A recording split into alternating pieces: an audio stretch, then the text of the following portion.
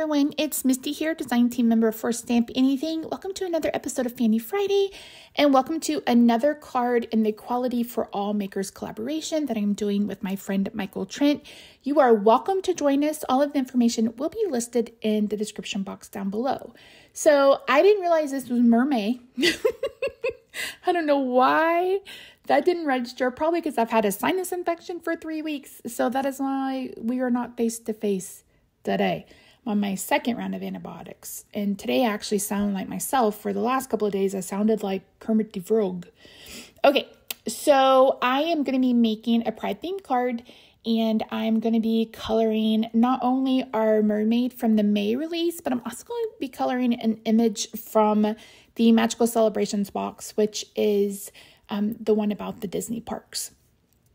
So for her hair, which is beautiful, this like the way Anne drew this hair is gorgeous. It's gorgeous. It's gorgeous. So I am using several different BGs, and I will have all the colors that I use listed in the description box down below, along with all the other supplies that I used. And I'm doing, on the big pieces of hair, I'm doing like a darker gradient. And then on the smaller pieces, or maybe it's flip-flopped, but I'm doing a gradient. So some pieces are lighter, some pieces are darker, and I just really love how this turned out. I knew that I wanted a very whimsical mermaid. You guys know I did the fairy card that was also kind of whimsical as well.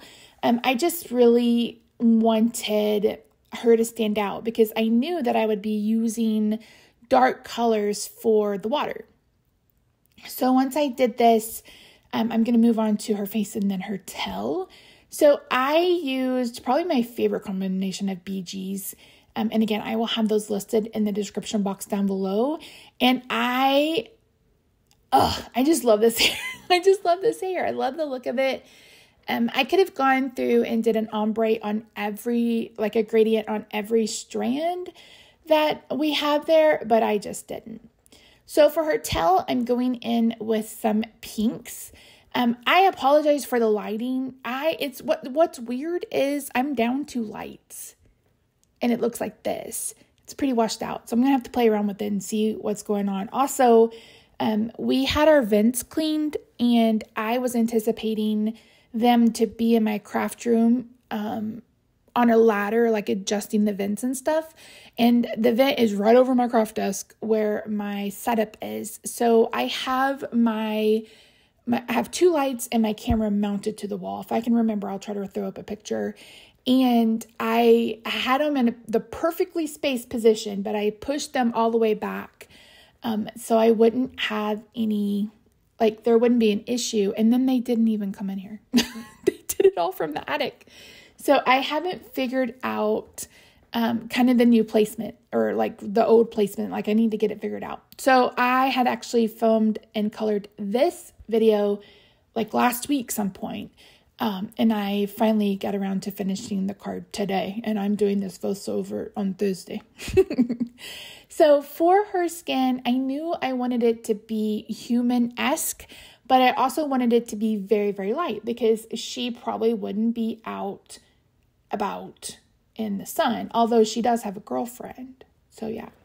And I need you to suspend reality just a little bit. I mean, it's a mermaid. Come on now. But I don't know if you guys are readers. I'm an avid reader. I read at least a book a day or a book every couple of days.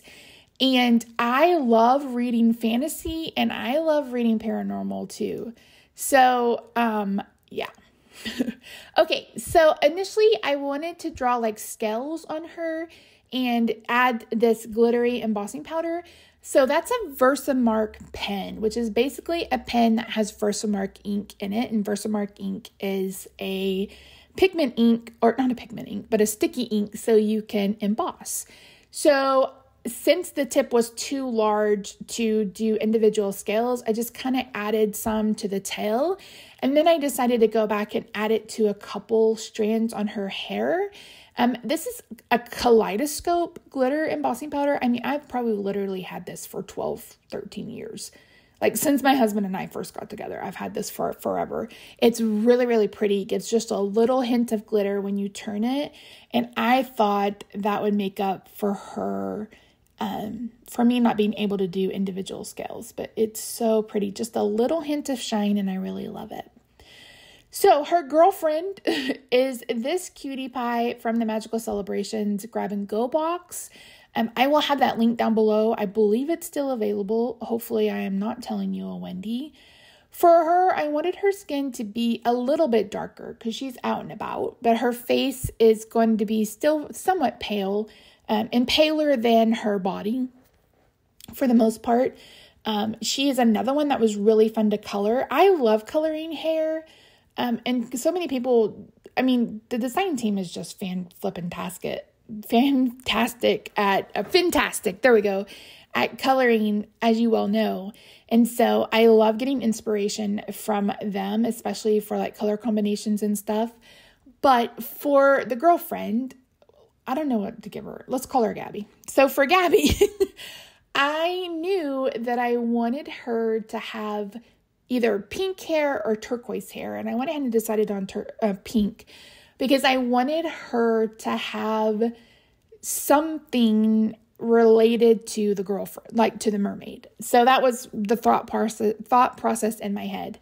This card, I had this card in mind immediately. And I have the one for next week also immediately. So I knew that I wanted this girl sitting on the dock. So Anne has a couple of stencil sets, and I will link them down below again.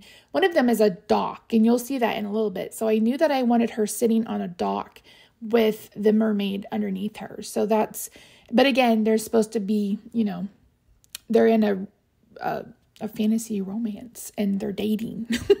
So there you go. So I am using RV. So these are the exact same colors that I used on the tail.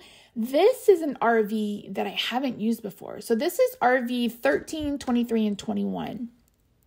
And absolutely beautiful. This is a color combination that I hadn't played with before, but I loved it. Here, I'm trying to decide what color to put her in, like her little dress, and I decided to go with yellow. So this is why 08, 04, and I believe 00, just a really pale yellow. Again, her entire thing is not the focus of the card. So I brought in the darkest hair color, and I was like, no, I don't like that for the shoes. So we just went with black. So this is a slimline size card. I've cut it down to 3.5 by 8.5. I normally like to make my slimline cards that size. That way I'm not doing a bunch of different cuts. It's just one cut. Cut it at 3.5 on the 8.5 inch side, and you're good to go. So that's what I normally like to do. There you can see I messed up, turned it over because there's two sides to every piece of paper. And I realized that I had to put something for the paper to hold it down.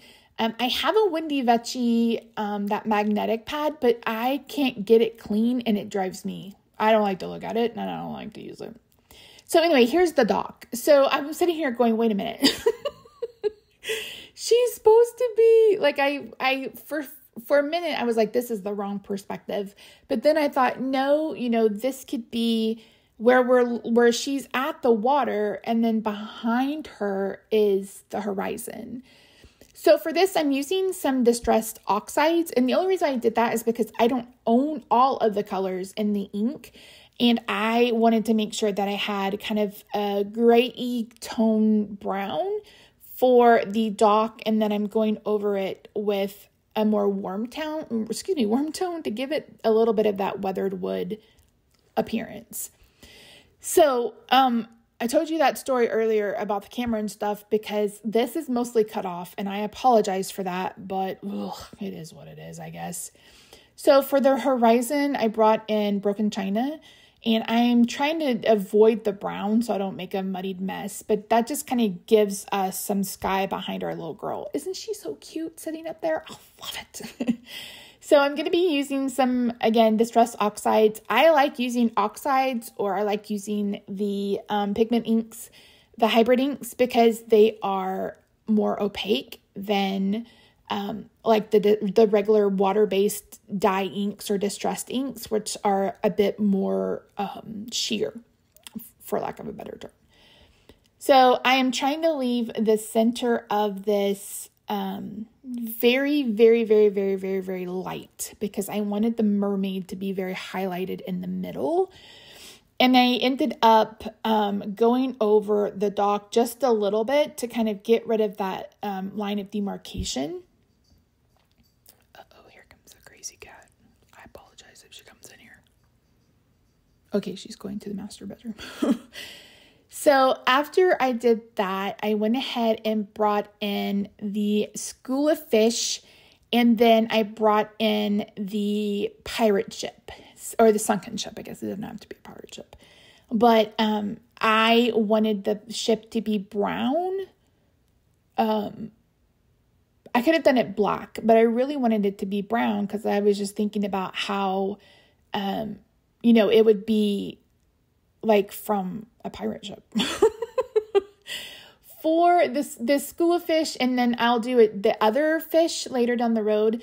I used the darkest. I think this is Faded Jeans, maybe. It's one of the darker blues, and I did that because I wanted it to look like they were shadows swimming. Just keep swimming, just keep swimming. So for the ship, I did bring in one of the browns from one of the ink pads.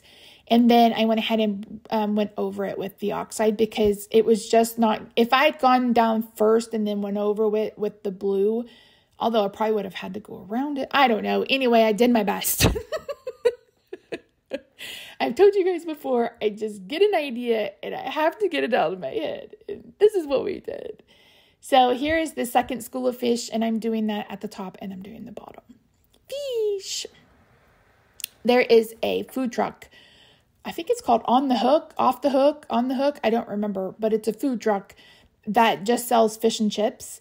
And it comes to our hometown like once a month, and it's flippin' delicious. So good.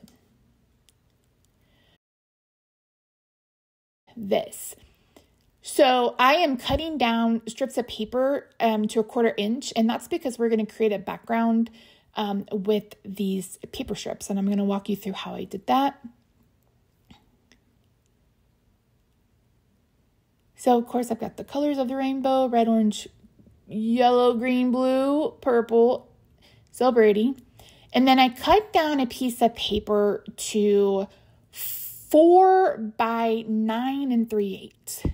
So a business size envelope is 4 1/8 by 9 1/2, I believe. So that's why I cut it to 4 by 9 3/8. So that way it's 1/8 of an inch around the border. That's what I was going for in my head. So these are adhesive sheets. You guys know I love these. You've seen me use these before. So you can either put down tape runner or liquid glue if you have it. This is just so much easier. So I am putting these strips on the diagonal and then just cutting off the excess. You've probably done this before, and if you haven't, this is a great way to use up excess paper, especially if you're working with some pattern paper. I did some really fun Christmas cards over on my Jollified Elf channel using paper strips that I just had lying around, and it turned out so cute. I loved it. So once I get down, I'm going to take off the rest of it, and then I'm going to speed through this part because it's literally very just monotonous. It's the same thing over and over again, and me just make sure I'm saying Roy G. Biv, Roy G. Roy G. Biv, Roy G. Biv, Roy G. Biv. So yeah, I really, really love this technique. And again, you can do it with pattern paper. You can do it with cardstock scraps. You just cut off the excess. And then if you're going to use a die, you're going to want to use a thinner, like a piece of copy paper. I don't know why I thought I needed to do a regular piece of cardstock. So I actually cut this out with a die, and I didn't like the way it looked, and the die was way smaller than I was anticipating. So we're going to use what's left over from me die cutting that, and you may see the die cut, the other part of it, in next week's card. I don't know. So I am just taping this on that card base that I made, and then I'm going to trim this down with my trimmer, and then we're going to adhere our background. So I'm going to adhere the background with tape runner, And then I am going to trim it down once we get that done. And then for our little girly, Gabby is going to go on flat with some regular tape runner. And then we're going to pop up our cute little mermaid. So I'm using some foam squares from Stamp Anything, and I'm going to be cutting some of these in half to go like where her tail is, where her fins are, some of the hair places as well. I like to put on extra adhesive because sometimes I sell my cards or send them, and if I want them to like make it. So sometimes you'll see people make a card with like one little strip of adhesive, and that's just not enough. And I don't mind spending more money on foam adhesive, etc. So yeah, I keep a little bowl like this on my desk for these little scraps, just like that. So here is a business size envelope, and you can see there that it fit. And I went back and forth on what sentiment I wanted on this. And I have a whole pack of Pride stickers that I picked up last year, and I'm like sending stuff to a friend, like, which one do you think? Which one should I do? Unfortunately, she was at a choir contest, so she couldn't help. But I decided to go ahead and use this rainbow. It says, keep calm and love who you want. I think that's what it says. But it's a really pretty pop-up one, and I actually really like it. I like it at the bottom. I like it kind of out of the way. And I think this card turned out super cute. It turned out basically as I had it in my head, minus the background and minus the sentiment.